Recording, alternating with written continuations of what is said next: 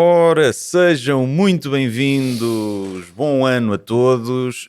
Como estás, Hugo? Estou bem, Guilherme. Ora, seja Estou entusiasmado pelo novo ano. Tenho algumas resoluções.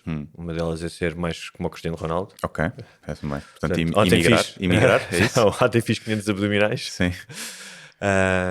Mas está-se bem, tive um bom Natal, uma passagem de ano, como tem vindo a ser hábito, a dormir à meia-noite. Presumo, pelo que eu vi dos teus posts nas redes sociais, que a tua deve ter sido um bocadinho mais emocionante. Por acaso não, por acaso foi a passagem de ano mais calma de que eu me lembro desde que sou adulto. Não me embebedei. Não te embebedaste? Não me embebedei. Para compensar, no dia a seguir, dia 1, comecei a beber, fiz um day drinking num pub em Londres até às 2, até à hora de jantar. E fiquei aí mais... Ficaste bêbado à tarde? Fiquei, que é a melhor bebedeira que existe hoje em dia. Com a idade, o day drinking é... Mas distorce o tempo. Porque tu chegas ali às 8, 9 da noite e parece que são 2 da manhã. Sim, mas o segredo é fazeres o day drinking, jantas, ainda se quiseres beber qualquer coisinha, mas pouco, e depois, se quiser, tens que ir dormir, pelo menos comigo. Porque se eu não vou dormir, passa-me o buzz e depois não durmo. Parece que dei em todo tipo de estimulantes. Cá está. E então passo mal. Guilherme Eduardo, a influencer da noite e da ressaca. Sim, é por isso que eu não bebo todos os dias. Deve haver influencers de explicar como é que tu deves ir, o que é que deves beber, como é que recuperas da ressaca. Talvez, sim. Sei que há uma série de suplementos que podes tomar que ajudam à ressaca. Mas a maioria dos influencers agora, até aqueles da Manosphere, são anti-álcool. E anti-ejaculação. Sim, e já há pessoas a dizer que isso até está a ser prejudicial, que uma coisa que parece que é boa está a ser prejudicial porque as pessoas não saem de casa e não convivem. Pois. E as duas coisas combinam muito bem, álcool e ejaculação. Normalmente uma leva à outra, não é? Sim, leva a outra, retarda, algumas vezes, retarda, mas apetece mais. Pelo menos. Sim. Quantos rapazes não chegaram a casa às 5 da manhã e, por causa do álcool, foram ejacular sozinhos antes de dormir? Sim, eu fazia o caril de frango e a seguir batia uma punheta. Às vezes ao mesmo tempo, enquanto comia. Sim. Há essa, não sei se há base científica para isso, se calhar há, mas há esse mito de que dormes melhor se bateres uma punhetazinha antes de ir para a cama, não é? Relaxa, não é? Sim. Relaxa. Mas por outro lado também eu nunca fui a pessoa de dormir a seguir ao sexo. Até do imaginário dos filmes, não é? Acontece isso. E do imaginário cultural que os homens depois viram-se para lá de dormir. Sim. E as mulheres querem falar sobre os problemas de trabalho. Mas eu nunca... Acho que nunca, não me lembro, mas não apanhei muitas pessoas que depois do sexo quisessem falar sobre os problemas do trabalho. É sinal que foi uma foda de merda, não é? Se ainda estás a pensar nisso. Mas eu fico tipo desperta, acho eu. Também relaxa, mas desperta, acho eu. Eu lembro-me já não sei com quem é que falei isso, mas que os homens têm uma espécie de um levantamento, tipo um surge de energia e querem fazer coisas, e as mulheres ficam mais tranquilas e serenas e por isso é que querem aninhar e essas coisas todas, e que havia uma razão evolutiva para isso. Se calhar estou aqui a dizer um disparate, mas era no sentido em que para a mulher conceber convinha ficar quieta e não ir para lado nenhum, não é? Estar ali. E o homem, com o seu instinto de perigo e de querer fazer coisas, levantava-se da cama. Pode não ser nada disso, atenção. Pode ser só o gajo que quer ir ver o jogo da bola. Ou quer ir procurar outra já. E ela quer dormir, porque também cansa elas fingirem um orgasmo e então... Sim, exato. Demanda muito do acting. Como um amigo meu que foi viver para a Holanda, Dinamarca, devíamos ter para aí 17, 18, acho que ele foi em Erasmus, e ele ficou impressionadíssimo porque foi para a cama com uma dinamarquesa e quando acabou ele disse, olha, agora tens que ir embora que eu tenho que ir dormir. E que isso nunca lhe tinha acontecido em Portugal. E ele achou aquilo, incrível, tipo... Não levou aquilo a mal, achou que... Há um tweet que fica viral às vezes, tipo um print, que é uma gaja a dizer, imaginem se fosse ao contrário, nós convidamos para sair, pagamos o jantar, fodemos e a seguir pagamos o Uber para vocês irem para casa. E os homens todos, a sério, paraíso, que sonho. É que é muito diferente essa relação, não é? Que para algumas mulheres é mais... Tivemos aqui um momento especial, tipo, não sou descartável. É o vínculo, não é? E também tem, supostamente, a descarga de oxitocina do orgasmo também é chamada a droga, entre aspas, do amor ou do vínculo. E as mulheres têm grandes descargas de oxitocina durante o orgasmo. Acho que os homens têm mais dopamina, acho que é dopamina ou endorfina, já não sei. Porque também não estudei para isso. Sim, é uma tristeza o nosso orgasmo ao pé das mulheres. Não tem nada, é uma tristeza. Sim. Quando se fala o age gap e não sei o quê. Já falei disso aqui várias vezes, mas o mito de Terésias, que os deuses queriam saber quem é que tinha mais prazer no sexo e mandaram Terésias como homem e como mulher à Terra, e quando regressou disse que se o orgasmo fosse dividido em 10 partes, as mulheres tinham 9 e os homens tinham uma. É o primeiro trans. Esse foi experimentar as duas formas. Sim. Portanto, não é só desvantagens Não. ser mulher.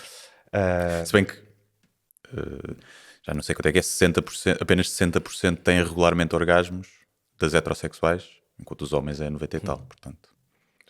Eu por acaso tinha um dos temas que tinha no ano passado que não chegámos a falar, mas pode ficar, está guardado, era sobre isso, estudos sobre o orgasmo, e acho que quem tinha mais orgasmos em relação eram as mulheres lésbicas. Sim. Quer dizer, os homens gays devem ter 100% das vezes. Pois, Também. claramente. Não, mas isto era orgasmos de mulheres. Mulheres, sim. Os casais, acho que é 80 e tal por cento. Sim. E que com a idade as mulheres tinham a tendência a ter mais orgasmos também. Os homens têm sempre os mesmos também. Tipo, em termos de... Mas as mulheres, até uma certa idade, não é? Depois de menopausa, se não houver não, estou a falar em inglês, o hormonal replacement, a libido baixa muito e até uma secura, vaginal. Vaginal, e mas deve ser mais difícil atingir o orgasmo. Eu não sei assim tanto mulheres, mas tenho quase certeza que há mulheres depois da menopausa que têm orgasmos. Não, tem. O que eu estou a dizer é que se não houver esse controle das hormonas, é normal que baixando a libido, não é? E a vontade, mas os homens, a estimulação torna-se mais difícil. Os homens também, não sei se a linha de libido dos homens também vai baixando com a idade, mas se calhar não há uma queda tão perentória como a da menopausa. Mas deve ser mais difícil fazer vir um velho de 90 anos do que um rapaz de 20, percebes? Alguém já deve ter feito esse estudo. Exatamente, Sim. Certeza. Muito bem, estamos em janeiro, que é um mês com má fama. É um mês com má fama, mas eu vinha a pensar nisso e... Será o mês com mais suicídios? Deve ser. É possível, mas eu não sei se não será fevereiro. Pois, porque naquela, este ano vai ser diferente, não é? Janeiro. Eu ia dizer isso, o janeiro, não é que parece sempre um mês muito longo, e é longo, tem 31 dias, mas para mim é uma espécie de um Bruce Willis no Die Hard, no primeiro. Porque tem a parte do Natal, que também há o Natal no Nakatomi Building, não é? Leva muita porrada, não é? Porque chegas lá com esperanças, ela chega com esperanças de fazer as pazes com a mulher, mas depois leva muita porrada, não é? E tu começas o ano com muitas esperanças de fazer muitas coisas, mas chegas ali ao fim de janeiro já tens o Hans Gruber a foder-te o juízo. Mas eu acho que não é o pior de todos os meses. Para mim, acho que é fevereiro, porque é um mês mais... é mais de... Ao contrário do Bruce Willis, que é ali um estoico, não é? É mais de, vou ficar na caminha, estou tão triste, já estou farto disto, e nunca mais chega a primavera, e não aguento mais. Depois ainda é pequenino o mês também, percebes? Sim, também diria. E é inconstante, é muito inconstante, tipo, às vezes tem 29 dias, às vezes tem 28. Sim, da maneira especial. Exatamente. Mas eu diria que sim, diria que fevereiro é pior que janeiro. Acho que janeiro é um mês, lá está, como começa com esperança de que o novo ano trará coisas boas, melhores ou tão boas como o anterior, e vives nessa esperança, não é? E a esperança dá-te força para continuar. Depois quando chegas a fevereiro e percebes que é mais um ano, igual aos outros, ou pior, começas a desmotivar e a antecipar a chegada da primavera, que acaba por ser um momento melhor. Se bem que isto está tudo trocado, não é? Hoje em dia, antigamente março era um mês já quentinho. Às vezes é, não. Tem assim vezes, não sei. Este inverno está muito estranho. Ainda falam de aquecimento global. Não sei se é aquecimento, se é esfriamento. Sei lá eu, pá. E tu fizeste resoluções para o novo ano? Não. Não fiz. Estou a reduzir o tabaco. Não cortei totalmente, estou a tentar reduzir, estou a falar a metade do que fumava. Tentar nas próximas semanas reduzir ainda para mais outra metade e depois deixar. E é uma das resoluções. Do resto, já estava a comer relativamente bem, ir ao ginásio. Portanto, essas coisas de saúde mantêm-se. Quero chegar aos 42, que é em março, na melhor forma de sempre. Que lá está, não é difícil, porque eu nunca estive muito em forma. Portanto, é um desafio fácil. E é isso. O resto não. Muitos projetos, muita coisa na gaveta. A ver o que é que sai. E profissionalmente? É isso. É isso? É isso, sim. Coisas novas. A tour acaba em fevereiro. Haverá, se calhar uma data extra, 2 da Maia já esgotaram. Vamos anunciar outra para março. Para fechar mesmo a tour. E depois, a partir daí, começar a cozinhar projetos novos para este próximo ano e meio, antes de haver depois outra tour. E aquela questão que nós falámos de... Tu até tinhas tido essa ideia, e eu disse que alinhava, de ter um telefone básico, sem aplicações. Sim, sim. Talvez só com o WhatsApp por questões de trabalho, para responder, não é? Porque já ninguém utiliza SMS, não é? Mas sem Instagram, sem nada, e ter o outro telefone só para quando fosse preciso em casa para o trabalho. Sim, parece-me bem fazermos isso. Ok. Vamos apontar para, vamos ver, fevereiro, olha, mês de merda. Mês de merda. Mês de merda. E... Porque, isto é cíclico, eu digo sempre isto, mas eu sinto que tenho vindo a reduzir o meu tempo de ecrã, mas continuo a sentir que há uma percentagem, que há mais que tudo, que isso irrita-me um bocado, que é que estou programado para ir olhar para o telefone, yeah. e isso é uma forma de tirania, não é fixe, estás a ver? E a outra questão é que às vezes vou fazer qualquer merda, vou ler não sei o quê e vou só espreitar o telefone e de repente podem ser 5 minutos, mas ser tipo, não tive aqui a fazer nada. Então queria deixar de ter esse sentimento, não curto. Eu lá está, a tentar substituir com outras coisas, ir à casa de banho, só vou em modo voo, até porque o jogo que eu costumo jogar, se estiver ligado à net, tem bons anúncios e merdas, até eu desligo a internet. Se tivesses 2 filhos, esse era o teu safe place e não desligavas. Era tipo, são os meus 5 minutos de ver merda no Instagram. Sim, e então estou tipo a jogar um jogo. E oferecer-me, que eu pedi, uma puzzle box. E por acaso é muito giro aquilo. É uma cena tipo madeira e acrílicos e merdas, tipo assim quadrada, e é um puzzle em que tu tens enigmas dos vários lados e o objetivo é, pronto, resolver aquilo tudo para no fim abrires a caixa. E aquilo demora 2 horas para ir a fazer. E é giro aquilo. É tipo um puzzle, mas mais enigma, não é? Não é só peças. E é uma coisa que eu como encomendei outro, diferente, que é uma coisa que nesses tempos mortos estás ali bué focado e é fixe. Eu por enquanto vou apenas fazendo os puzzles de super-heróis do meu filho. Sim. Puzzles era uma coisa que eu andava a fazer há uns anos, bué, mas tenho que ter cuidado com esses puzzles, porque entrei em modo autista e estou ali 3 horas. Olha, mas vi uma coisa interessante com um professor na Finlândia. Tinha uma espécie de método muito simples para evitar esta poluição do telefone, que hoje em dia todos temos, não é? Tinha que ser um finlandês, obviamente. Não é? Então, a primeira regra dele é uma coisa muito simples, que é, antes de agarrares o telefone, perguntares em voz alta a ti mesmo o motivo de o ires fazer. Não é? Se disseres, olha, porque tenho que responder a um mail que de certeza recebi, é importante, se calhar vais lá. Não é? Se for para não sei, não vais lá. Portanto, vocalizar em voz alta o que é que vais fazer é o primeiro travão. O segundo é deixa cá ver onde é que isto está. Sempre que a mão for em direção do celular, mais uma vez, tens que esperar 10 segundos a olhar para a tela apagada. Isto está em brasileiro, em ecrã apagado. Não vejo muitas pessoas a fazer isto. Sim. O terceiro é meteres o celular fora da mão e fora da mesa. Porque eu já faço isso, mas tu vês imensa gente sempre com o telefone na mão. Está a falar contigo e está com o telefone na mão. Ou vai almoçar e tem o telefone em cima da mesa. Sim, isso sou capaz de pôr. Em casa não, mas no restaurante sou capaz de pôr em cima da mesa. Mas lá está, eu não tenho notificações, portanto eu não me distraio com notificações. A únicas notificações que eu tenho é do WhatsApp, porque pode ser trabalho. Tudo o resto está silenciado. Não tenho do Eu Instagram, também, não tenho eu nada. também não tenho nenhuma. Nenhuma faz barulho. Nenhuma... E então, se estiver ali, eu não estou a olhar, tipo, cada vez. Isso irrita-me, né? As pessoas estão a falar e tens ali o telemóvel e aquilo ping, bing, e a pessoa está sempre a olhar a ver quem é. Quem é. Mas mesmo sem notificações, o, o impulso está lá na mesma. Umas Sim, vezes, sim, não é? E a quarta, que é o interessante também, porque isto acontece imenso, que é nas transições. Quando vais de um sítio para outro para casa, quando entras num elevador, quando vais apanhar um transporte. E é verdade, hoje em dia, em todas as transições, que eram menos que às vezes estavas sem fazer nada, a primeira coisa que tu fazes é ir buscar o telefone. Sim.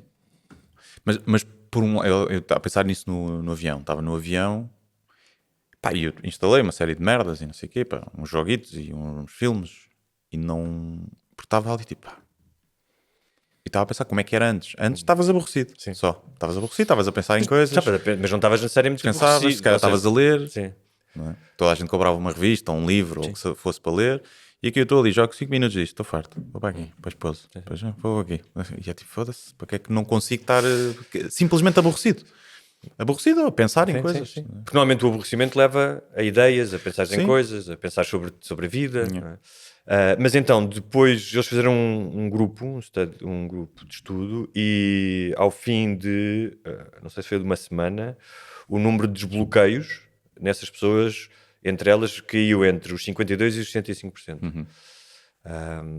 Que também é um número interessante. Vês quantas vezes é que desbloqueaste o telefone hoje? Não é? Isso, porque não é só o tempo de ecrã, que é um indicador que toda a gente não é, está mais ou menos atenta. É se tu vires, pá, desbloqueei 100 vezes, tipo a quantidade de vezes que tu foste ao telefone. Sim. E quantas é que precisarias disso? Não é? Sim. Pá, mas por outro lado, qual é a diferença entre, ou seja, haverá, principalmente neste conteúdo mais fast food e mais rápido, não é? Estás a ver uma série ou um filme que pode não ser grande coisa, ou estares tipo uma hora a ver Reels. Ou seja, qual é a diferença? É o foco, a sim, atenção? Acho que é. Acho que é isso. É os picos de dopamina? Sim, acho que é. Estás sempre o que é que vem a seguir, o que é que vem a seguir, o que é que vem a seguir. Ou seja, estás ali a ficar meio cãozinho Pavlov a salivar. Pá, um exemplo disso, isto é uma coisa muito intuitiva, pá, raramente há séries e que tu acabas e queres ver outra, tudo bem, do binge e tal, mas eu acabo de ver um filme, não é? Ou acabo de ver um bom episódio de uma série. Bem, quando acabo de ver um filme, se calhar não me apetece ver outro. Quando acabo de ver um episódio de uma boa série, a estrica, não é? Como dizem os brasileiros, a fissura, tipo aquela coisa de ir ver outro. Pá, não é a mesma. Eu dou por mim nos Reels, estou a ver os Reels e digo, não vou ver mais, não vou mais, não. Já estou aqui há 10 minutos e depois, só mais um. Só mais um. Olha, este é engraçado. Mas é isso, ou seja, depende também do algoritmo que tu tens. Porque pode ser só merda e malta, ódio e merdas, ou pode ser coisas interessantes, ou engraçadas, ou interessantes, factos, tipo, históricos, Claro, podem há ser. coisas, há E coisas é de interessante. história, de literatura, Sim. de cinema, claro que sim, que são interessantes. Sim. Mas é uma experiência muito mais fragmentada. Pois é isso, não aprofundas superficial. muito, e eu acho que é mais esse. O que é que vem a seguir? O que é que vem a seguir que se calhar nos faz mal mesmo em tudo o resto? Ficamos viciados nesses picos de dopamina. No outro dia eu vi uma entrevista não, era um, olha, cá estás, que foi um clipe num Reel. Não tive um documentário, um clipe de 30 segundos. Sim, 30 segundos. Sobre esta ideia de uma das tuas resoluções de fim de ano ser vou viver este ano como se fosse o último da minha vida. E eu estava a pensar nisso, que pode ter duas implicações. Ou fazes à séria, não é? Tens coragem para isso e para algumas pessoas, claro, era deixar de trabalhar no emprego que têm, uma coisa qualquer, ir viajar e fazer as bucket lists todas, podias fazer isso. Ou então, uma coisa se calhar mais realista, não tão radical, talvez tão interessante, que é as pequenas coisas, não é? Ou seja, estás mais tempo com a tua família ou com os teus amigos, se for uma coisa importante para ti, estás mais tempo na natureza, não estar tanto tempo como nós temos no telemóvel e conseguires fazer isso de uma forma continuada e a pensar, não é só fazer, é pensar pá, vou fazer esta merda porque para o ano não vou estar com estas pessoas outra vez. Achas que isso é possível para o ser humano fazer uma coisa dessas? Acho que não. É mais fácil fazer a primeira. O quê? Largar tudo e não sei o quê? Sim. Também não, se não vais morrer. Sabes que não vais morrer, apesar de haver uma uma possibilidade bastante. Se tiveres 40, 50, 60, há uma. Não sei qual é a porcentagem, mas há uma grande porcentagem de não estás vivo cá para o ano, não é? Já, Claro, não é como 20, claro, cara. sim. Mas eu estou a dizer que, imagina isto, tu tens dinheiro suficiente para viver um ano sem trabalhar ou para largar o teu emprego. E para ir fazeres, sempre gostaste de aprender, queres fazer uma comedy, querias ir ao Japão e levar os teus pais, o que é. Se tu tiveres os meios para fazer isso, os meios financeiros, Sim. eu acho que é mais fácil tu fazer isso radicalmente, porque é uma coisa pá, que dá pica completamente nova, Sim. do que manteres uma certa rotina e seres uma melhor pessoa e estar mais disponível para as coisas. Acho que isso é mais E difícil. ligares a todos os amigos várias Sim, vezes e estás sim. com os teus pais Sim. mais vezes, como eles gostariam. Sim. É, se calhar é mais difícil isso do que fazer esse choque, esse tratamento de choque. Mas, por acaso, podia haver essa experiência. Imagina, eu acho que tu estás. Não estás a viver no momento, percebes? Estás muito focado, ansioso com o futuro. E eu, como teu amigo, contratava, tipo aquele jogo O The Game The com o Game, Michael sim. Douglas, uma forma, uma experiência em que tu serias diagnosticado falsamente, mas sem saberes, com uma doença terminal. E dizia, o senhor tem 2 anos de vida, ou 3, para te dar ali também algum tempo de fazeres o luto e a aceitação. E tu depois vivias esses anos de forma incrível, porque é um discurso comum, não é? Apesar de, eu falava isso num espetáculo no Lima, acho eu, que tu ouves muitas vezes as pessoas que têm cancro, e tivemos aqui na altura o Tiago André, não é? E que disse que quando foi diagnosticado com esse cancro terminal, que todas as ansiedades dele desapareceram do dia para o outro, não é? Que deixou de ter ataques de pânico, não sei o quê, que estava a viver os momentos mais felizes da vida dele. E era um gajo com 20 e poucos anos.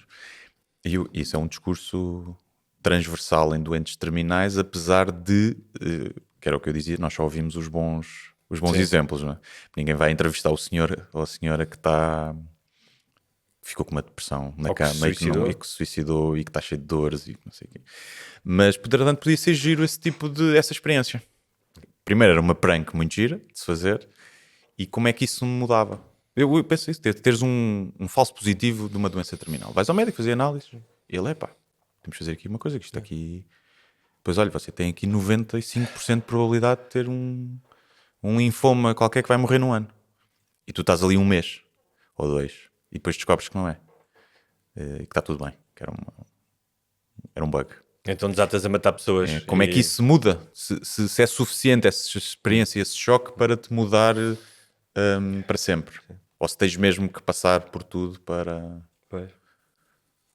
achares que vais mesmo morrer durante muito tempo e chegares a essa fase de aceitação, não é? Porque a partir daí é que começas a aproveitar. No Eu acho início que vem a revolta, se houver um processo de degradação física e de doença e de fraqueza e que te sentes desamparado, aí acho que a experiência é mais longa, ou seja, fica mais contigo, não é? Uma coisa é só Pois, dizer é vais isso. morrer e tu estás ali, mas não sentes nada, continuas, não é? Estás com medo. Outra coisa é tu passares por, sei lá, quimioterapia, por uma operação fodida, não é? Tipo, tens que aprender a andar outra vez, uma coisa qualquer do género. Pois. Tens que a superação, não é? Uma superação maior. Sim. Porque eu, como hipocondríaco, já tive experiências quase de morte várias vezes. Eu já houve algumas vezes em que eu pensei mesmo que ia morrer. E não me tornou a melhor pessoa. Continuo igual. Mas olha, sobre esta questão do... assinalaste aí? Também. Ok, então pronto, fica.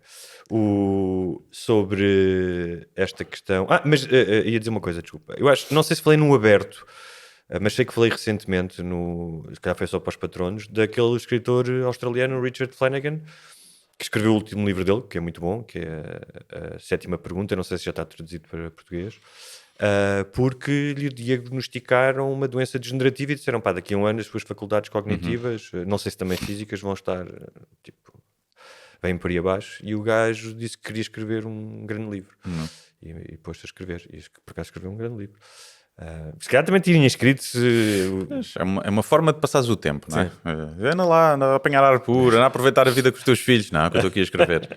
Também não sei se é o melhor. Estás a ver? Mas nessa ideia de aproveitares como se fosse o último ano, saiu agora um artigo no Washington Post que, baseado em alguns estudos, que dizem que a capacidade de tu sentires deslumbramento, fascínio, especialmente por coisas pequenas, pelas pequenas coisas do dia-a-dia, não é? Que isso ajuda na tua saúde. E inclusive comparam com tu passares tempo na natureza, tipo aquela sensação que também pá, tens quando vais a uma praia incrível ou vais numa estrada e vês uma cordilheira e é uma coisa, é uma beleza natural, ou quando passas muito tempo mesmo, não é? Tipo, em contacto com a natureza. E dizem que uma das formas é artes plásticas, ou arte, tipo ouvires música, veres quadros, e é engraçado porque um dos gajos neste artigo dizia, que é um diretor do museu, e dizia, pá, e até é melhor tu não percebas nada de arte, porque só vai complicar. Tipo, a simples sensação de tu olhares para um quadro ou para uma peça de arte e sentires, olha, uma espécie de descarga de beleza é melhor do que fores para lá cheio de teorias. É como ver um filme quando percebes de guiões ou de luz ou de planos ou daquilo que estás a analisar mais tecnicamente em vez de apreciar só. Não? Eu não percebo nada de arte. Mas eu espero ter essa capacidade porque também às vezes é uma coisa que um gajo pode perder com a rotina e com o tipo de vida que as pessoas têm, mas há pessoas que já têm mais esse dom de olhares para as pequenas e dizes, olha, vezes muito isso nas crianças, tipo Eu queria dizer, é as pessoas mais limitadas. mais limitadas, mas que têm outra atenção. O meu filho às vezes vê coisas na rua que eu não vejo, vai olhar para cima, por exemplo, já ninguém vai olhar para cima. E sejam os periquitos que estavam numa árvore ou dois gajos que estavam a limpar vidros no sétimo andar, ele diz, olha, estão ali pessoas penduradas. E eu acho que uma das formas de tu se calhar viveres este último ano é teres mais não estou a vaticinar que é o nosso último ano, atenção, mas é teres a disponibilidade para essas pequenas novidades Pois, mas eu acho que isso passa pela novidade. Ou seja, o teu filho reparou, não é porque ele é uma criança e vê o mundo assim, ele reparou porque nunca tinha reparado. Tu já viste homens pendurados ali para as janelas várias vezes, aquilo já não te diz nada. Portanto, é impossível, acho eu, tu manteres esse olhar, difícil, claro. a não ser que estejas a ver coisas novas. Por isso é que viajar é uma coisa que toda a gente, quando vai viajar, sente isso. Está a ver coisas novas e está com esse olhar, como se fosse a primeira vez que está a ver. E efetivamente é muitas coisas, principalmente quando é um sítio muito diferente. E consegues, acho eu, ter esse olhar mais viajar juvenil. Sim, viajar geograficamente ou meteres um ácido. Sim, porque aí também há uma novidade. Também acredito que sim. O pior é se tu chegas àquele estado, que eu acho que muitas pessoas chegam, e por se calhar é inevitável, em que tu mesmo em sítios novos e a ver coisas novas, estás sempre a refilar com tudo.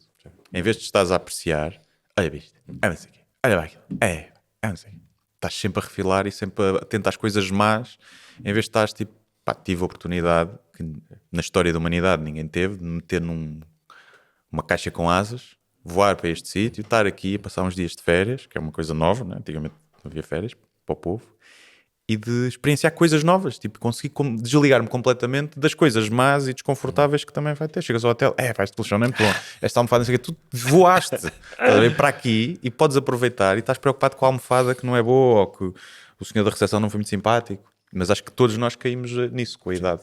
E isso é que eu acho que é a diferença para as crianças. As crianças, algumas se calhar também refilam, fazem birras, né, por coisinhas, não aproveitam, mas eu percebo o que tu dizes, é muito difícil ao longo da vida tu conseguires manter o fascínio, a frescura pelas coisas, não é? Ou seja, dificilmente, mesmo que agora eu e tu fôssemos escalar o Everest, saltar de paraquedas, tipo fazer uma coisa, nadar com tubarões brancos, que são coisas muito mais impressionantes ou radicais do que dar um beijo na boca a alguém. E dificilmente alguma dessas experiências teria o mesmo deslumbre de quando tu beijaste uma miúda pela primeira vez na boca, não é? Então vais perdendo isso. No entanto, acho que há pessoas, como em tudo, que têm um sistema operativo mais aberto a essas coisas e que nunca perdem tanto isso, não é? E há outras que vão amargando com a vida, não é? Sim, há pessoas, são as pessoas que eu mais invejo muito, dois tipos de pessoa. As pessoas que conseguem dormir logo, que se deitam em qualquer lado e deixam à cama e dormem. Eu dava dinheiro, todo o dinheiro que eu tivesse nas minhas poupanças para ter isso. E depois é as pessoas que estão sempre felizes. Ou que maioritariamente estão felizes e que estão mesmo genuinamente felizes e alegres. Acho que isso. Mas cá está, às vezes mais uma armadilha para nós, não é? Que é a ideia da felicidade. a felicidade relacionada com o prazer, muitas vezes, não é? Tenho que pá, apetece mais vou beber uma cervejinha, vou dar um mergulho, a constante procura do prazer. E muitas vezes a felicidade tem muito mais a ver com uma harmonia, com a Sim, sim. equanimidade, que é, mesmo num dia fodido, tu sabes, és capaz de dizer assim, tenho uma vida muito fixe, e mesmo num dia fodido és capaz de ver uma coisa qualquer que te tira desse... Se bem que há muitas dessas pessoas que não têm uma vida assim tão fixe. Têm uma vida normal, de ter um trabalho até que não gostam muito, de se calhar nunca tiveram. Mas Às vezes não têm dinheiro para viajar ou para isto, mas estão felizes, estão o chamado contempt, não é? Não sei qual é que é a palavra em português, Mas mas o estão. Alan todo diz isso, que é uma vida normal já é do caralho. Pois é, pois é, pois é. Não é? Tu não tens, mina, não tens ninguém doente à tua volta, tens comida boa, tomas um duche quente, dormes bem, como estás a dizer, vais dormir. Sim, mas acho que é o potencial que podia ter, não é? Que estraga, porque se tu olhares, não faz sentido tu trabalhares 8 horas por dia, sendo que 8 às 8 estás a dormir, portanto, metade da tua vida acordado, quase. Tu estás num trabalho de fazer uma cena que não gostas para pagar as contas, não é? Isso não é. Não devia ser assim. A sociedade devia estar montada de outra forma em que nós pudéssemos usufruir e não fôssemos só formigas que não pensam além daquilo do trabalho que estão a fazer e executar. Mas eu acho que isso é que depois também cria essas. Não estás contente, porque sabes que podia ser melhor. Mas, e não é tipo de dinheiro ou assim, mas de fazeres algo que gostas, teres um propósito. Mas tu, se fosse o teu último ano, o que é que farias? Diz aqui o teu planeamento para o ano, sabendo que dia 31 de dezembro, às 12 badaladas, colapsarias. Ou seja, estavas com saúde, tranquilo até dia 31. Pá, acho que agarrava na minha família e pá, se calhar ia para um sítio perto do mar ou da natureza onde pá, tipo, pudesse estar com eles e o meu irmão e os meus amigos me pudessem visitar e estava com eles tipo aos fins de semana, organizava coisas, ia viajar também com a família. Não estava sempre a viajar, fazia isso. Assim as coisas mais importantes. Pá, e depois pequenos prazeres, que são aquilo que hoje em dia também me dão a harmonia, que era ir passear no campo, ler, ouvir música, ver um bom filme. Não haveria, ou seja, não haveria algo do que aquilo que as pessoas consideram extraordinário, que é, vou subir uma montanha, vou não sei o quê.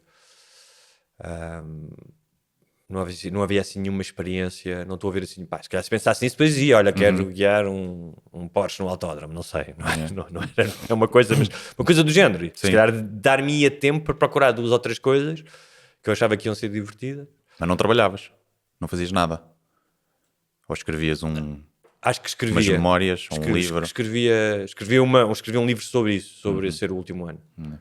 Uma coisa à flor da pele e ao correr da pena. Acho que faria isso. Era fixe, não, ou seja, acabares, assim, o livro acabar sem estar terminado. Sim, não é? sim, sim. Tinhas- A meio de uma frase. Tipo, opá, olha, atrasei-me nos prazos de entrega e acabava a meio de uma frase. Sim. Olha, já que estavas a falar da resinguice de quando as pessoas viajam em vez de aproveitarem a novidade, foi isso que aconteceu contigo. E aqui começamos mais uma crónica. Um dos barbudos viaja e depois manda uns bitados sobre o lugar onde foi. Eu sou uma pessoa que, por acaso, com o tempo, tendo a refilar menos. Refilo para efeitos cómicos e escrevo às vezes sobre isso, ou falo, mas poucas coisas pequeninas que me tiram o humor, o bom humor. Não que eu esteja sempre bom humor, mas estou com aquele humor baseline normal, pronto, não vem cá para baixo.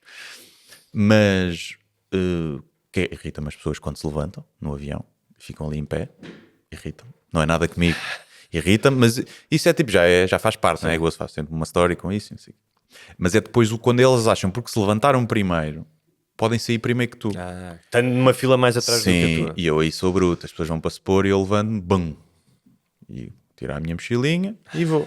E no outro dia estava uma pessoa a refilar, a ver, não andam, não sei o que, estão a tirar as malas agora, e ele estava levantado desde o início, foi o primeiro, ganhou o prémio do atrasado do avião. E depois estava a refilar, e eu disse, quer dizer, querem passar à frente, não sabem como é que isto funciona, ainda estão a refilar e não sei o quê. Assim, entre dentro, ele ouviu de certeza, e foi para ele ouvir. Mano, não é por teres levantado primeiro que passas à frente. E portanto isso irrita-me naquele momento, mas depois passa. De resto, o que é que eu fui? Fui a Colónia, já lá tinha ido, tem uma catedral bonita, o resto é merda. Está frio. Catedral muito bonita, sim senhor, está lá, góticas, ou lá o que é. Depois fui a Luxemburgo, também já fui lá várias vezes e pá, funcionam as coisas. Tu chegas num sítio, é tudo limpinho. Não há chungaria, mas logo por aí. As pessoas têm todas bom aspecto, pelo menos ali no centro. E apesar de ter muitos portugueses, né? Portanto, era esperar que houvesse mais chungas. E os transportes públicos de bordo, tu entras, é de bordo e vais. E funciona tudo bem. Se calhar E as pessoas ganham bem. Sim. Se calhar o Montenegro devia ter dito isso, que era, se queria referir um exemplo até de um imigrante, não é? Era, os portugueses deviam ser mais como, e depois chamava o Zé António, que está no Luxemburgo. Yeah. Ele vinha e dizia, olha, está aqui, vejam lá, recebe tanto, trabalha nesta empresa, as ruas estão limpas. Se calhar devia ter chamado o Zé António do Luxemburgo. Eras a melhor. Depois estive em Londres, pronto, que é mais do mesmo, é Londres.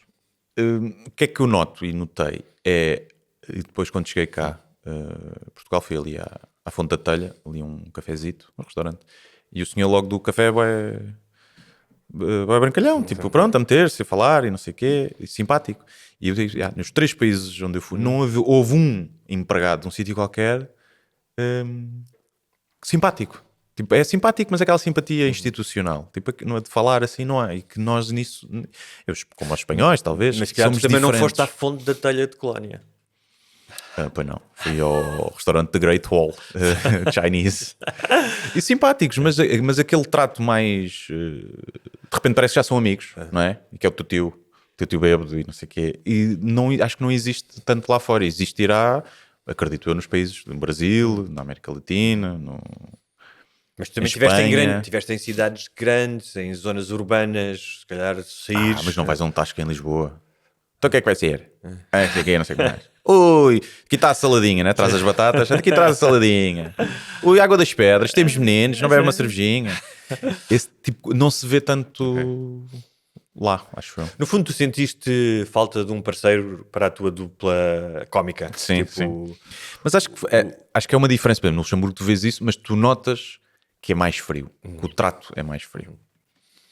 Que deve ser mais difícil teres mais amigos, irem jantar lá à casa, ver esse convívio. Deve ser um sítio onde se convive menos, acho eu. Dá-me essa sensação. E comida? Olha, a Alemanha nem quer saber onde é que são os restaurantes típicos, porque quase não há, e é por uma razão, porque eles são uma merda. Uma merda. Muito bons no genocídio, os alemães, péssimos a fazer comida. Não, pá, salsicha com batata, estamos a brincar. Schnitzels e panados. Panado. Um prato típico ser um panado. Pá, que miséria. E então comi chinês. Okay. Porque está muito bom. Mas olha, só fazer mais chega, também fazem maus carros. Fazem maus carros também, fazem maus carros. E uma salsicha, não comeste uma salsicha? Não comi uma salsicha. Okay.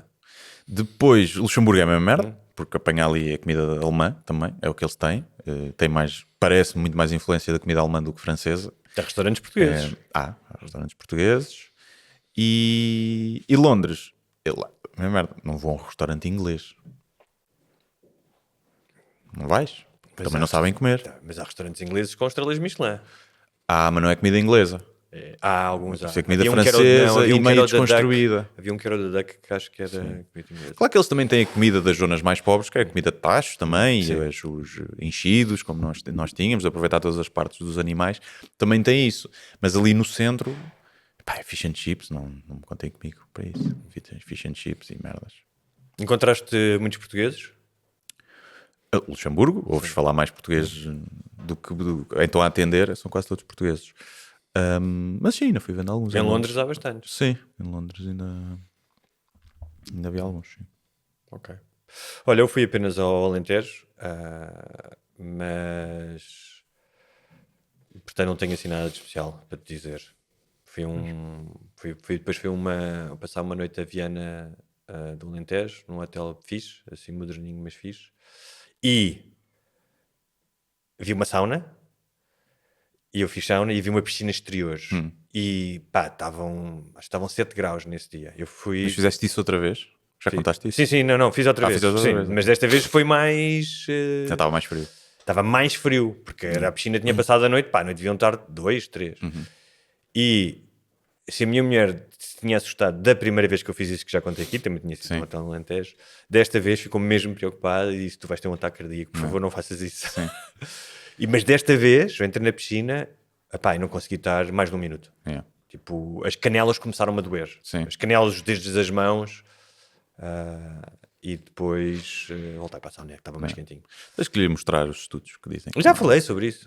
Não morres. À partida. Sim. À partida. Mas tu disseste aqui que havia gajos que tinham AVCs, então aí... Não, mas isso é de manhã, quando a tua ainda está a repor a tua atenção, por ter estado deitado e os vasos estarem mais constritos. Mas depois não, até porque a sauna, a seguir à sauna, é mais saudável a seguir ir para a água fria depois da sauna do que fazer só sauna.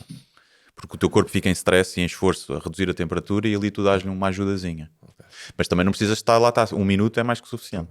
Agora, estava lá um casal que me viu a sair da sauna, a minha mulher estava a ver e olharam para mim, pronto, porque éramos as únicas pessoas naquele sítio. Todo nu, não é? A Tinha correr. uma piscina interior. Foste E todo nu? saí, e ela diz que eles olharam e ficaram com uma cara tipo, onde é que este gajo vai? Yeah. E ficaram a ver pelo vidro lá fora. E depois voltaram a olhar quando eu entrei, mas tipo com arte, que este gajo é maluco. Yeah. Também podia ser pelo facto de eu, como tínhamos esquecido de calções de banho, estava de boxers. Ok, sim. E eles se calhar disseram, olha-me este patego, Sim, vem para aqui de pode ter boxers. Mas pronto, saíste lá, sentiste mais homem. Não é? Pô, não, É uma coisa de homem, é mais de homem. Não vejo muitas mulheres a fazer isso.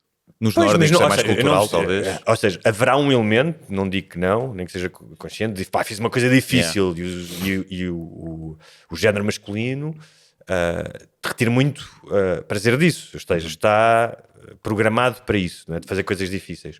Mas mais do que tudo eu acho que 90%... Se bem que as mulheres dão à luz, não é? É mais difícil do que ir para a água gelada. Mas normalmente não gostam. Não, para algumas é uma experiência incrível dar à luz, para outras é uma experiência traumática. Mas é mais uma sensação de bem-estar, ou seja, aquela sensação Sim, a seguir. Sim. a seguir é tipo, pá, sinto-me bem, sinto isto, é mesmo fixe, estás a ver?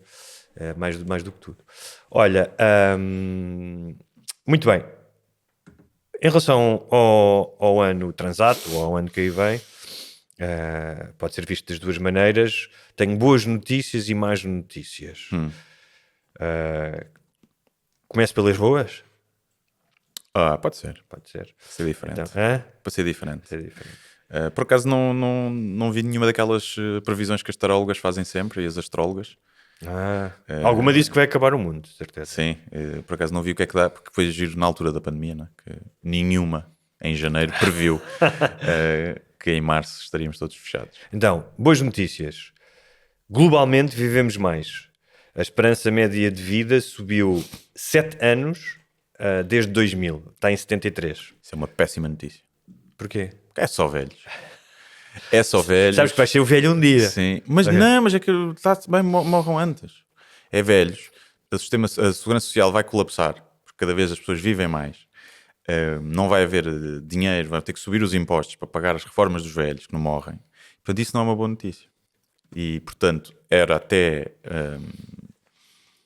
eu punha a medida, e não sei se não viste já em qualquer lado, ou se já falei aqui, falámos aqui que era uma ideia para um filme, que era pagares, a pessoa chega aos 80 anos, olha, se você morrer agora, damos 10 mil euros à sua família. E pronto, e era assim que eu fazia.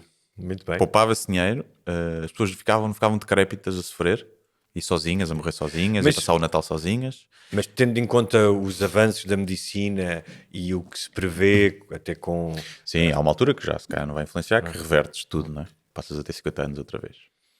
Mas até lá vai estar cheio de velhos. Outra boa notícia. Morrem menos crianças. A mortalidade antes dos 15 reduziu-se para metade nas últimas 2 décadas. Péssima notícia também. Acho que deviam morrer mais. Também faria a casais de burgueses que são más pessoas e que têm filhos, e que normalmente têm muitos. Também lhes oferecia 10 mil euros para afogarem pelo menos um filho na banheira. Não pode ser antes de terem os filhos? Seria menos, se calhar, Não, porque macabro. Mas a experiência traumática de terem que afogar um filho na banheira Então, podia torná-los boas pessoas. Não podem só tipo, dar a criança para a adoção para um casal que queira muito ter um filho? Não, porque vem com genes de merda. Ok. Com genes de merda. A pobreza extrema reduziu-se em 2000 a população mundial sofria, 36% da população sofria de pobreza extrema, e agora apenas 10%. Na China, nos últimos 5 anos, 500 milhões de pessoas deixaram de ser extremamente pobres. Ok. Também é uma péssima notícia, porque se deixar de haver pobreza extrema, para onde é que os influencers vão viajar para se sentirem melhores com a sua vida? E mostrarem que são muito boas pessoas porque tiraram a foto com um pretito em África. Milhões de pessoas conseguiram ter finalmente eletricidade. A percentagem global passou de 78% para 92%, desde 2000, e só no Ruanda passou de 6% para 64%. Pode ser também uma péssima notícia, na medida em que vão ter televisão e telemóvel e depois vão ter problemas de adição com as redes sociais. E em Helsínquia passou 1 ano sem nenhuma morte no trânsito. Ok, fixe, porém é uma boa forma de selecionar aquelas pessoas que vão olhar para o telemóvel enquanto... Exato. Okay. Só que pronto, aí matas outras, né? Depois vais contra alguém que não tem culpa nenhuma. Mais 2. A homofobia retrocedeu na Europa. É menor o número de pessoas que têm uma visão negativa em relação à homossexualidade. Por exemplo, em Espanha, nos últimos 30 anos, baixou dos 33% para os 19%, e na Suécia de 21% para 9%. Ou seja, mesmo assim, em Espanha ainda há mais 10% de homofóbicos do que na Suécia. Já é homofóbicos ou é tipo, eu não tenho nada contra, mas faz-me nojo. É que há essas pessoas, é tipo, não discriminam, mas não quer ver na rua. Porém, péssima notícia para quem faz do seu ativismo LGBT o seu traço de personalidade. Quando acabar o preconceito, o que é que essas pessoas que gostam de pôr os pronomes e as bandeirinhas e que no fundo depois não lutam por nada, o que é que vão fazer? Não? E milhares de bebês evitaram o hospital. Aqui o dado é em relação à Espanha, mas imagino que em Portugal seja igual, porque tomou a mesma decisão de imunizar contra a bronquiolite aos recém-nascidos. Antes até da vacina, até algumas mães começaram a levar enquanto estavam grávidas. As vacinas funcionam, é isso? Sim. Funcionam? Não sei. Olha, mas aposto que o Gustavo Santos que acha que não. Ok. As entradas no hospital, depois da aplicação desta vacina, caíram 75% e evitaram-se 10 mil ingressos, não sei se é internamentos ou é só ir ao hospital, de bebés. Deve ser só ir ao hospital. E para quem tem filhos pequenos, a bronquiolite é mesmo uma merda muito assustadora. E o meu levou já. E em Portugal também deve ter diminuído bastante a ida de crianças ao hospital porque as urgências estão fechadas. E portanto não vale a pena. Mais vale ficar em casa e rezar. Hoje em dia, se calhar é mais útil ficar em casa e rezar do que ir a uma urgência fechada. E em relação às más notícias, vou roubar uma lista de uma ex-jornalista que eu conheço, que é Cristina Azedo, o nome dela coincide com a mordacidade dela, e ela fez uma listinha que eu roubei, o que ela acha vai acontecer é a coisificação maior de Lisboa, a não consigo dizer esta palavra, destripazização do Porto. Sim. Ou seja, o que ela está a dizer é que ambas as cidades vão deixar de ser tão autênticas.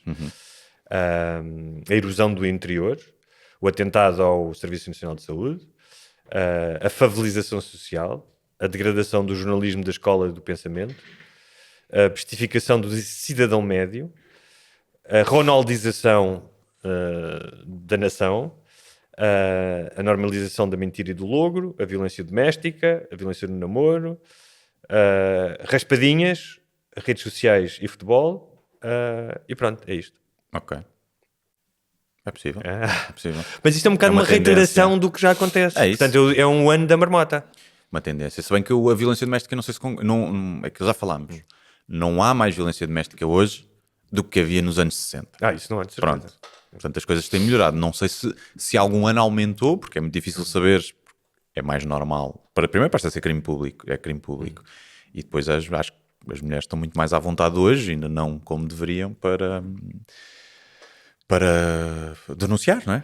Para não acharem normal, como acharam durante muitos anos. Portanto, eu não sei se efetivamente aumentou.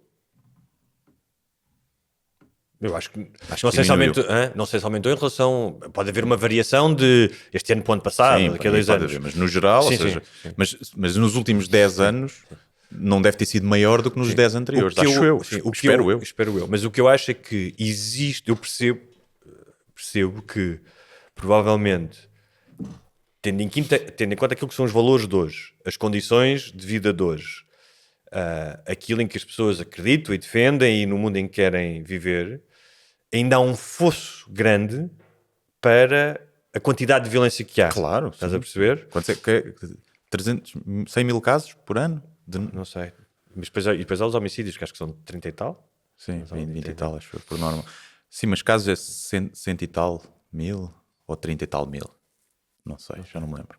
Mas pronto, seja o que for, é muito, claro, sim. Mas, epá, já sei, nos anos 50 devia ser 50% das relações, ou mais. Havia, não é, mesmo que não fosse continuada, era provavelmente, na altura dos nossos avós, um homem bater numa mulher, dar-lhe um estalo, numa discussão, está a ficar histérica. Via-se nos filmes, não é? Aliás, devia ser normal, não era violência doméstica sequer. Era normal. Sim. Sim, aliás, o Código Civil dizia que a mulher devia obediência ao marido. Sim. E portanto eu acho que as coisas aí estão melhores, porque acho que isso acompanha também todas as outras tendências da homofobia de crescer, tudo isso acho que está interligado, não é? Do respeito, que é o respeito pelo outro, muitas vezes pela minoria, pelo que é mais ostracizado. Acho que isso acompanha tudo. Se tu tiveres uma diminuição de homofobia, de transfobia, de racismo, vais ter sempre também, acho eu, de violência doméstica. Não é? Até porque a homofobia está muito ligada ao machismo exacerbado, não é? Um gajo que bate numa mulher normalmente é homofóbico, acho eu. Acho que há essa correlação. E, portanto, se bem que há muita violência nos casais gays também. Mas aí acho que é justo. São dois homens que vão à porrada. Mas, portanto, acho que... Espero eu que esteja a diminuir, no geral. Olha, vi uma... O discurso, se calhar, não. Com esta cena toda dos gajos de Andrew Tate e não sei o quê, tipo, normalizou o discurso de chamar isto e aquilo às mulheres, de isto Eu são acho todas que o umas fenómeno putas. da violência no namoro de jovens, ou seja, de quem tu esperavas, ao contrário sim. dos seus avós, esse tipo de comportamento, e o número de... E há estudos recentes sobre isso, não é? Houve inquéritos de opinião, não é? Estudos de quantidade de mulheres e homens que acham normal um certo tipo de violência no namoro, jovens, é assustador. Não sei se assustador é o adjetivo, mas é preocupante. Eu acho que o abuso psicológico pode ter aumentado, porque tens mais formas de o fazer. Não é? O acoso online O acoso, também. partilhar fotos íntimas, que é uma forma de abuso, não é? De comentares, ter chamadas anónimas, chatear, fazer stalking à outra pessoa, tudo isso que antes era impossível de fazer, tu hoje tens essas ferramentas para seres um bom stalker e um bom abusador. Portanto, aí é capaz de ter aumentado, sim. A violência física, que eu acho que deve ter crescido, penso eu. Pá, não sei. Okay. Olha, vi uma fotografia online, numa rede social, de uma plateia, não percebia bem se era uma bancada de um anfiteatro ou de um ginásio, em que havia muitos negros e brancos. Devia ser dos anos 60, talvez, e a pessoa que a publicou ainda diziam que havia racismo nas províncias ultramarinas. E veio outro gajo dizer: o racismo é uma invenção de agora, e não sei o quê. E eu estava a olhar para aquela fotografia e para os comentários e estava a pensar como é que é incrível que tu possas fazer uma extrapolação e uma frase tão perentória de uma foto. De facto, em alguns lugares, em Angola havia lugares mistos, em Moçambique menos, mas eu pensei logo em 4 ou 5 coisas que podiam desmontar aquilo, que era, onde é que viviam a esmagadora maioria das populações negras nas cidades, em Moceques, bairros de barracas, era raríssimo, havia alguns portugueses, mas pobres e muito poucos. Ainda hoje? Ainda hoje acontece, não é? Mas naquele caso eram milhares e milhares, não é? Até início dos anos 60, o trabalho forçado, em que havia angariadores que trabalhavam para os chefes de desposto, portanto funcionários administrativos, que iam buscar as pessoas às sanzalas, às aldeias, e as obrigavam a trabalhar nas minas. Uma percentagem pequena dos negros, acho que era 5%, nem se tanto, que eram os assimilados, portanto tinham um BI e que podiam ter alguns trabalhos, como enfermeira, no departamento público, mas tinham que provar que sabiam escrever, que tinham que se vestir de certa maneira e que abandonavam crenças locais. Tu nunca pediste isso a muitos dos portugueses que foram para Angola e Moçambique e que eram analfabetos. Não é? Portanto, logo aí, desde a coisa mais óbvia de viveres nas barracas a uma coisa como não tens os mesmos direitos do que um branco, mostram que a sociedade não era igual. Não é? Mas eu estava a pensar nisso porque depois fui ver uma exposição chamada Complexo Brasil. Eu também sou vulnerável a esse tipo de viés. Ou seja, acho que não é tão radical como o da pessoa que pôs a foto, mas também caio em pequenos estereótipos. E quando fui ver esta exposição chamada Complexo Brasil, que fica já aqui sugestão, que está na Gulbenkian, a descrição é, os curadores fizeram uma exposição para falar sobre o colonialismo português no Brasil e como é que isso afeta hoje a cultura brasileira e a sociedade brasileira. E automaticamente eu pensei, pronto, agora que a questão do ouro e que a culpa é toda dos portugueses, do que aconteceu, como se não fossem independentes de 1822. E repara, eu sei que a realidade é mais complexa do que isso, mas mesmo assim essa foi a minha atitude. Fui ver a exposição, adorei, ou seja, tem coisas lindíssimas, de arte, sobre música, e de facto há uma parte em que fala da questão da escravidão, que foram 5 milhões da África para o Brasil, é o maior destino de escravos de todos, mais do que a América do Norte, tudo isso.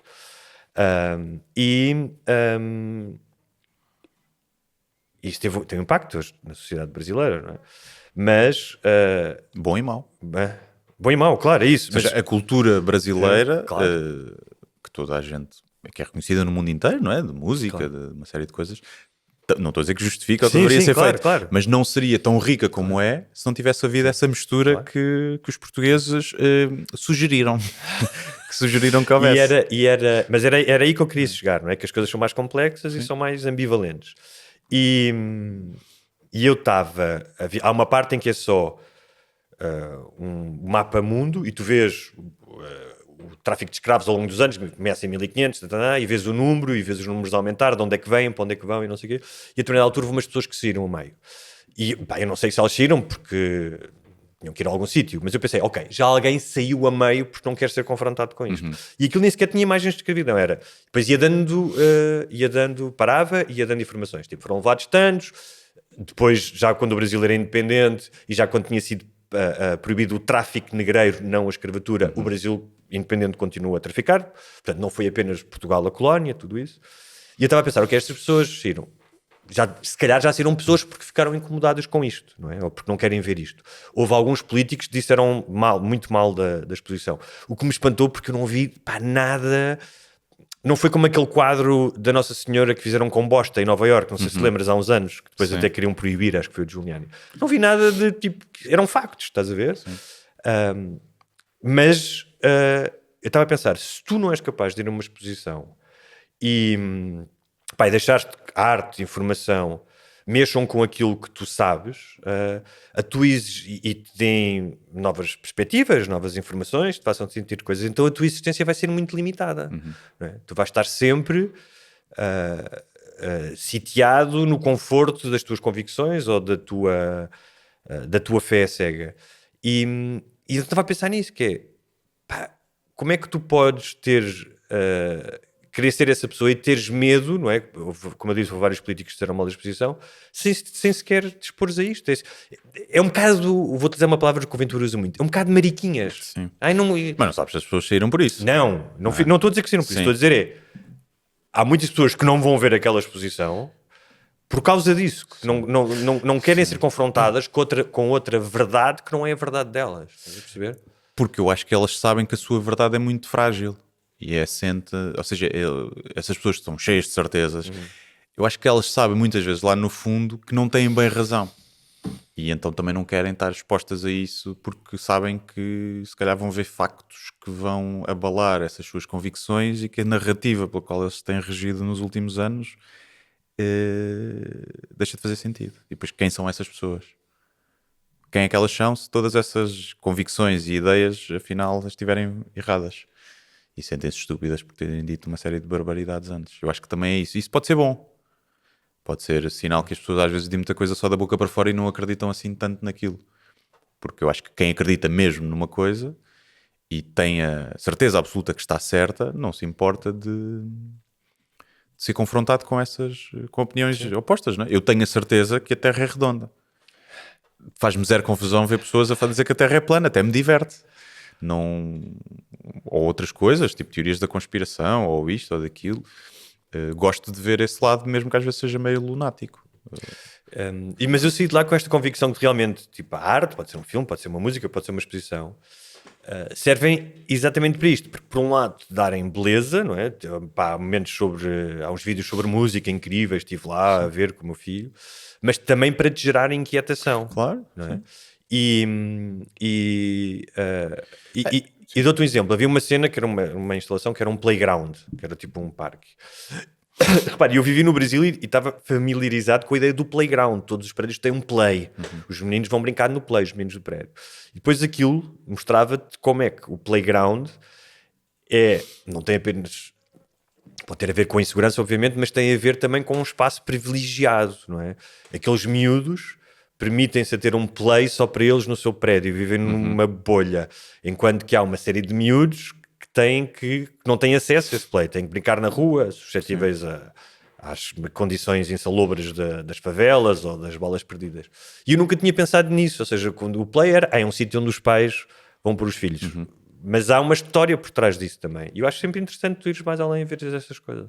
Sim, eu acho que sim. Acho que há coisas que te fazem... Pá, por exemplo, quem é racista? Se vir aquela série When They See Us, aquele dos... Como é que era? Não sei o que, Seven? Não. Dos 7 miúdos negros que foram presos por matar e violar e depois... Central Park 5. Central Park 5. Epá, eu custa-me a acreditar, mesmo que alguém que seja bastante racista veja aquilo e não fique incomodado com a discriminação que aqueles miúdos sofreram só porque eram negros e pobres. E a vida de merda que eles tiveram, o que eles sofreram... Pá, não ficares... Tipo, ou seja, será que um racista vê aquilo e em vez de ser um drama é uma comédia? Haverá se calhar pá, aqueles mesmo Mas assim... então racionalizas, dizer, mas eles alguma devem ter Alguma deve ter feito, ou porque foi coincidência serem Sim, negros, sim. ou não sei o quê. Ou Mas também pelo menos... não foram eles, mas foram outros negros. Ou... Sim, mas pelo menos, pá, gostava de pôr um gajo mesmo, um skinhead mesmo, racista, a ver aquilo. E perceber aquilo ou outras. Mas já nem a ficção às vezes cá toca as pessoas de maneira de ficção, apesar de ser uma história real, do que estarem a ver um documentário sobre escravatura ou o que seja, não é? Existem documentários sobre a Segunda Guerra e os judeus e não é por isso que deixa de haver neonazis. Mas veres aquilo e não... E perguntar, o que é que sentiste? Sentiste empatia por aquelas pessoas ou por serem negras há zero empatia? E depois mostrares a mesma coisa, mas com brancos. Havia um filme sobre que era com o Matthew McConaughey, que era... Time to Kill. É um advogado. Ele diz, agora imaginem que... E toda a alegação final é assim... Mas para, uma coisa pode ser, tu não queres saber, não queres, recusas a verdade, porque eu estou aqui a falar de factos, ou seja, eu estou a tentar despejar isto de uma forma ideológica. Eu vou-te dar um exemplo. Quando eu vi essa fotografia dos negros e dos brancos e que lembrei de várias coisas que aconteciam, que são factos, ou seja, isto não foi inventado, são factos. Tu também não dizes, ou seja, é engraçado porque se fores comparar às mulheres, mesmo que haja uma resistência, pá, tu não negas, como tu disseste há bocado, que as mulheres levavam mais porrada nos anos 50, ou que as mulheres não podiam trabalhar fora de casa, ou que não podiam sair do país sem autorização do pai ou do marido, ou alugar uma casa, ou tudo isso, né? E tu não negas, acho que são poucas as pessoas que negam essa realidade. E no entanto a realidade do racismo é muitas vezes negada, não existe. E hoje há pouca gente que dirá que não existiu racismo na altura da escravatura, acho eu. Não estou a falar da escravura, estou a falar da época colonial. Ou da época colonial, não sei. Há boa da gente que não diz que não houve racismo, que nós éramos os bons colonizadores. E é engraçado, porque além daquilo, lembrei-me também, há um diário, que é o diário de Olinda Rodrigues, que é uma guerrilheira, começou por ser opositora do regime, antes de ser guerrilheira. Depois foi morta por uma facção pela FNLA, ou seja, não pela tropa portuguesa, mas por outro movimento independentista. E as descrições dela nos anos 50, da vida dela, de coisas do dia-a-dia, eu tinha acabado de ler isso ainda por cima naquele dia, são coisas de o miúdo levou um ensaio de porrada do chefe do posto porque não tirou o chapéu à passagem dele. Gosto muito da expressão ensaio de porrada. Gostas? Várias questões não eram de microagressões, eram de agressões. Não pude ir ali, os miúdos foram parados, os estudantes do liceu foram mandados parar pela rusga e eu disse, mas eles são estudantes, não fizeram mal nenhum, uma série de coisas. Portanto, estás a contradizer ou porque não sabes ou porque não queres. Mas eu ouvi uma. É engraçado, porque depois as coisas todas confluem. Estava a ouvir uma música do Plutónio, estava em repeat, e há uma música dele chamada País das Maravilhas, em que a determinada ela diz: vivemos todos no país da Alice, mas quem está de fora acha que é maluquice. Eu não sei se ele queria falar sobre isto, mas o que a minha cabeça associou foi. O álbum, acho que é a Carta da Alforria. É a Carta da Ele tem Alforria, muitas coisas exatamente. sobre isso. Pá, que é exatamente isso. Se tu estás de fora, é muito mais fácil achar que é maluquice. Que achar que é maluquice que havia milhares de pessoas a viver nos moceques, tu levavas porrada por não tirar o chapéu ao chefe de posto, que hoje, se calhar, quando quando vais alugar uma casa, marcas por telefone, mas quando chegas lá é negro e ele diz que a casa já está alugada. Quando tu não tens contacto com isso ou não queres saber ou te levantas a meio da exposição, tu achas que isto é maluquice. E eu acho que isso explica, seja qual seja o pretexto das pessoas, para acharem que é maluquice, que é as pessoas que renunciem a uma coisa que está cá, está entre nós. E que não é, desculpa só de terminar aqui, e que não é ideológico, isto não é de esquerda ou de direita, não é o discurso do wokeismo, existe. Sim, é que no país supostamente mais poderoso e progressista do mundo, não é? Os Estados Unidos, que foram durante muito tempo, epá, há pouco tempo os negros tinham que sentar na parte de trás do autocarro, não é? Tinham que sentar. Há imagens a cores já da luta, por acaso não sei se foram recoloridas ou se já eram do Martin Luther King. Nos anos 60 já havia a cores. Foi morto por dizer, claro que podia haver mil interesses por trás, mas foi morto porque dizia que todas as pessoas deviam ser iguais, não é? À luz da lei. Isso foi há 80 anos. Há 80 anos. Sim, mas no país mais progressista do mundo. E achar... Mas nos anos 80 tiveste casos de abuso policial, o Rodney King. Sim. Mas depois aí lá está. Aí eu percebo, não concordo em nada, mas percebo que haja pessoas que dizem mas é porque há mais crime ali, porque não sei o quê, não sei o que mais, e há mais... Os negros são 10% da população e representam 70% da população presa porque cometem crimes, não é? Porque começam sem oportunidades nenhumas e em bairros pejados de criminalidade e não percebem que é essa ação-reação, mas conseguem, estás a ver? Conseguem fazer esse raciocínio à volta, mesmo que não seja lógico, para justificar isso.